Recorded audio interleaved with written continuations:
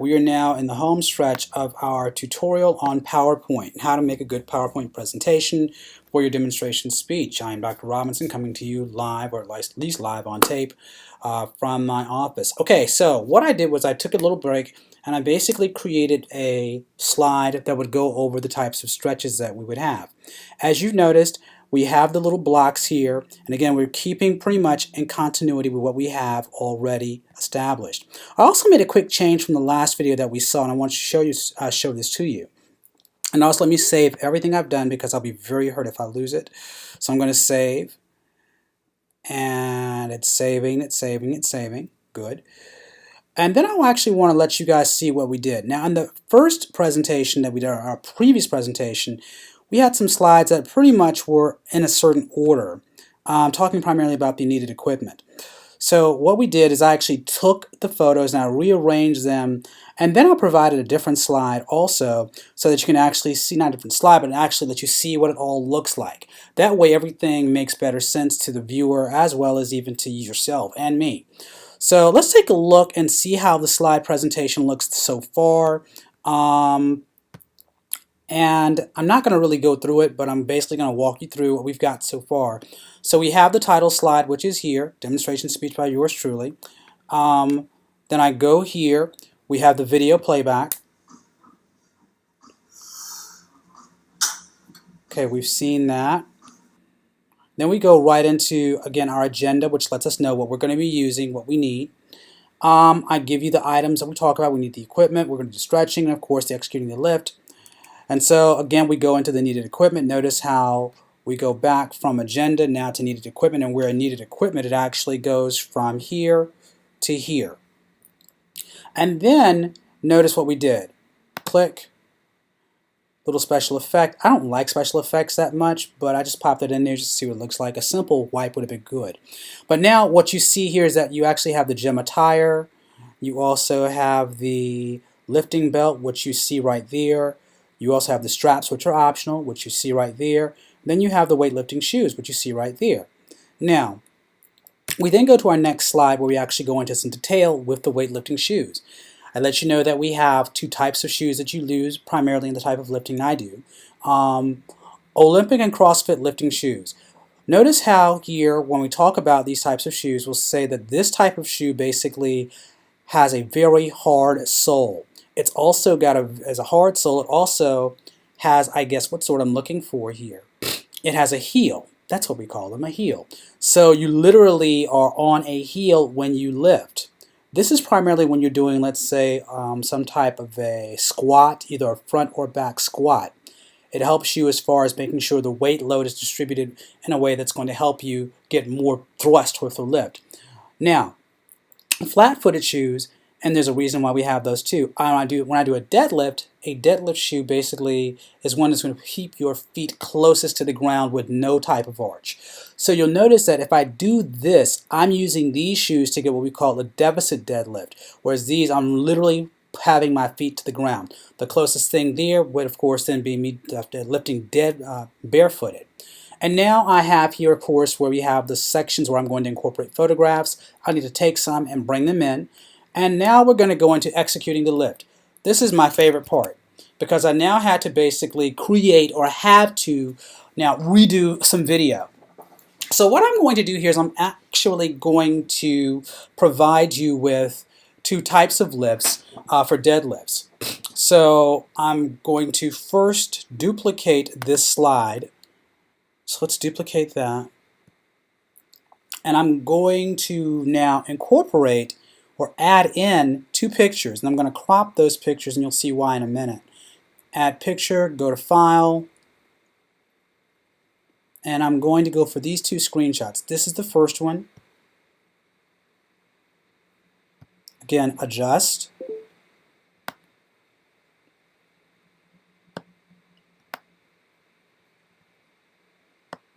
And bring in my second one and also adjust.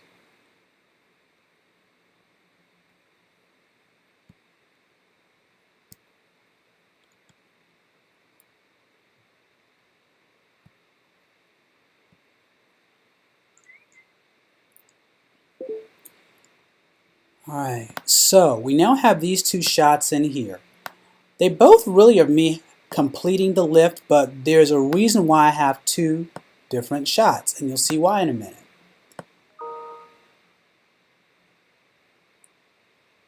Okay. Perfect. All right, so we'll go here and making sure the side of the slides. Okay, so I want to make them a little bit smaller.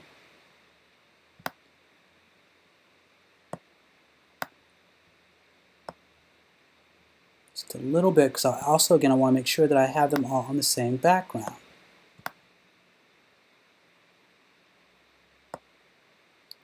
Voila. Okay, again, grab both of them. Give myself a border. And we should be okay. Now, are they the same as far as the height is concerned? They don't appear to be, so I'm going to adjust this.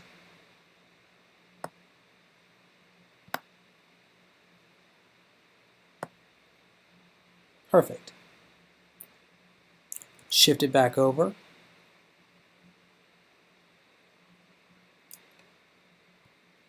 Bada bing, bada boom. I may want to increase the width of that. I don't know. We'll come back. And then I'm going to let you know the types of lifts that these are. So I will do a cut and paste of a box. Let's use this one. Go back. And notice again how I'm recycling elements. That's the best way to get this done. Recycle your elements. Copy, paste,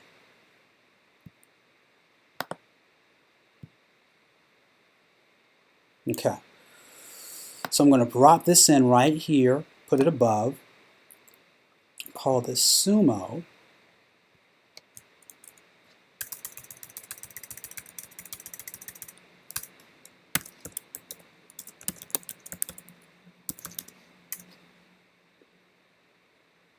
Copy, paste, drag this over, and I'm sure my lifting friends will probably be like, that's not right, blah, blah, blah, blah, blah. So trust me, and lifters, we can be a little bit dominant. Now I'm using academic language. We can be a little bit steadfast in our positions. This is called conventional. If I could spell. Conventional. Okay, so again, what we have here now, we have a slide that lets us know the types of deadlifts, and that actually incorporates with what we talked about earlier. So I want to make sure that everything is on the same line. So I'm going to zoom in a little bit. It's a little too far. Okay, just a little. All right.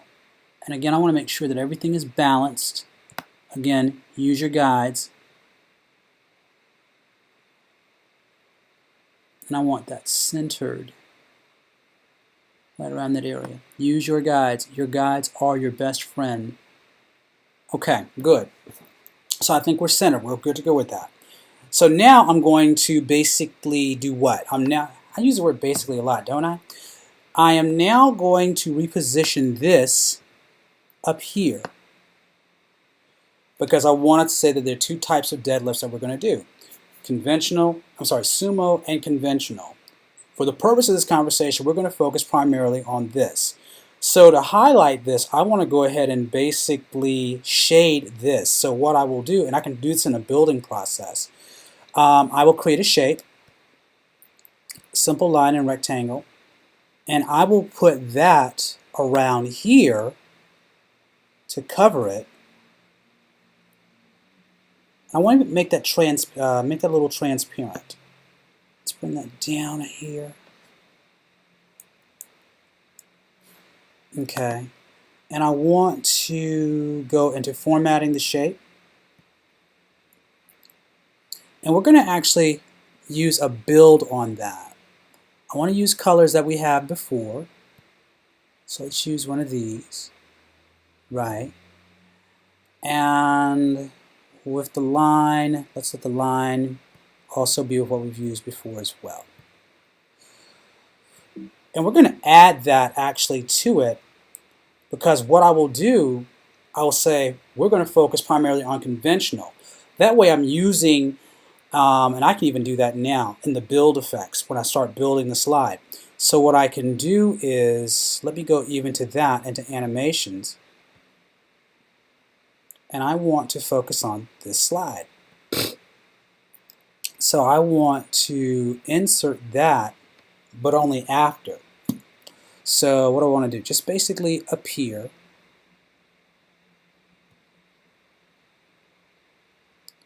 I'm going to do that, but I want to do this only on a mouse click. So let me go deeper into this,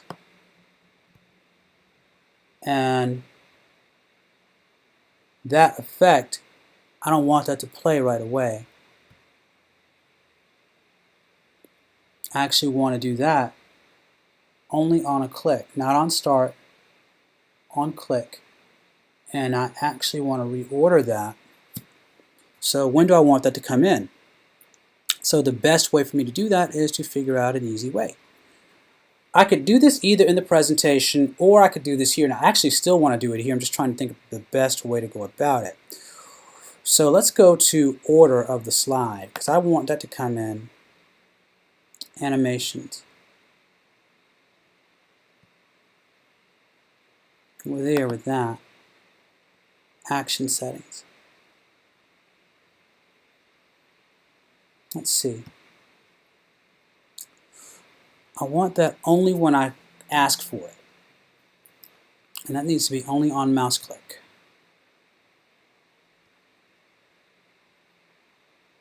So what will I do? I will go again, let's check this out.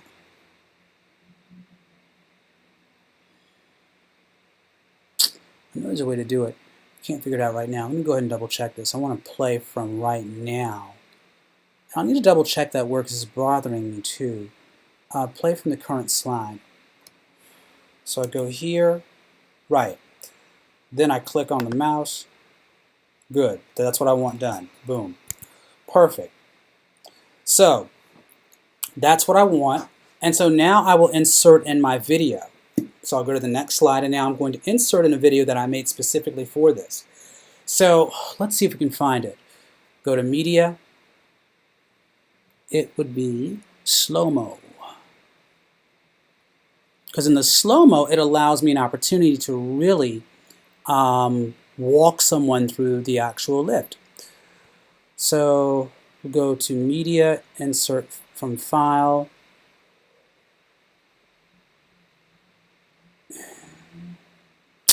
Desktop, please. And that's what I want. So I insert that. It should come in. Make the adjustment. Now, what you may notice is that this looks a little grainy, and I'll tell you why. Because I wanted to fit it into this piece, it's going to be a certain way. It's just going to be a certain way, meaning that I had to reduce the actual file size, which in turn had an impact, a small impact, primarily on the actual size of the, on the quality of the video.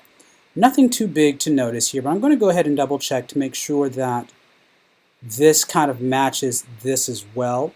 So I want to take a look at the properties. I just want to take a look at the properties. How big is this box? Let's take a look at the properties of it, the size. Okay. I don't want to do that. Don't want to do that. Don't want to do that. I just want to see how big it is. Can I get a size of this? 6435. Okay. So that's fine, 6435. So I go back. I'll make sure that this is the same as 6435. And I look at it. Come here. 6'4".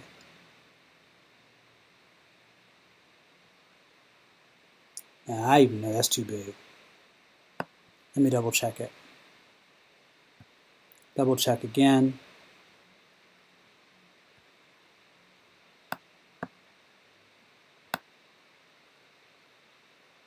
(649,365). I could be wrong. Depth perception off. Okay. Probably, I know why. Because it is about as big as this. That's why. So we have no other choice. Let's bring that over.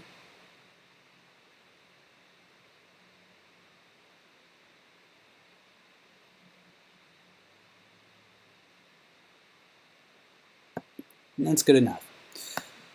So let's bring that over here. And again, let's properly format it. So let's go ahead and format the movie.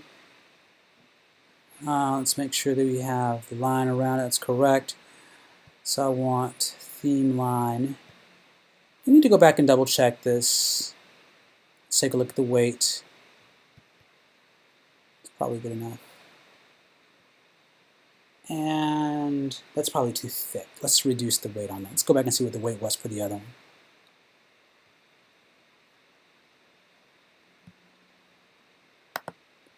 Format movie. Let's take a look. The line, where we have that at? That's at 7.5. Okay, I thought so. And the line solid, it was that color. So I go back to here. And let's reduce that again. Continuity for me is key. Format.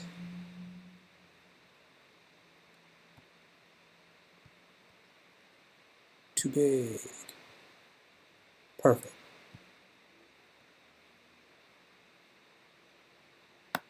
Let's move it down just to here. Okay. Boom. So now, if we play this, what will happen is, and we'll see what happens when we play it, I can actually, because I've edited the video, it allows me an opportunity to talk someone through the lift itself. Again, notice the quality.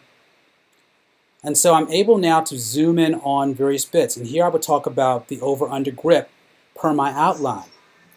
Then I would come back out. From there, I would talk about now my stance, my position.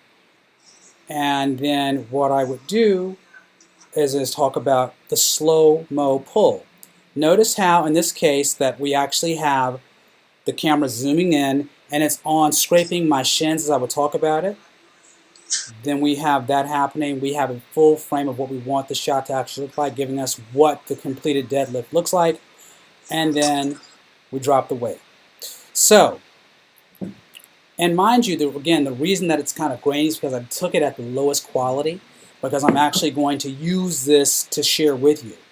So let's go ahead and take a look at the whole presentation in its entirety so we can actually see and learn what we've got.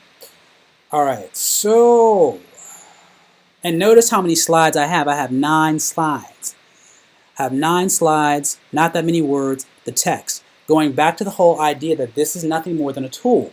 So I really want you to have no more than 10 slides. I did say 12, but I actually want no more than 10. I'm not going to hold you accountable for a works cited slide this yet, but on next presentation, on your next presentation, I will. Let's take a quick look, and so what I want to do now is do the whole slideshow play from start. So let's take a look and see what we got. Okay, so this is what it looks like thus far. Pull that. That'll be my introduction. Play that. We go into this slide. Agenda. Gym attire. We've got all the stuff we need there. You see what it looks like in the finished product. I'm going to take that transition out because I don't like it. Then we go into this information. That information, which again is a slide to be edited. Then we talk about the types of deadlifts. We have sumo and conventional. I tell you that we're going to focus primarily on what? We're going to focus primarily on the conventional. And as you notice, the sumo deadlift has now been fade it out. We then go into the actual lift itself, and let's play it.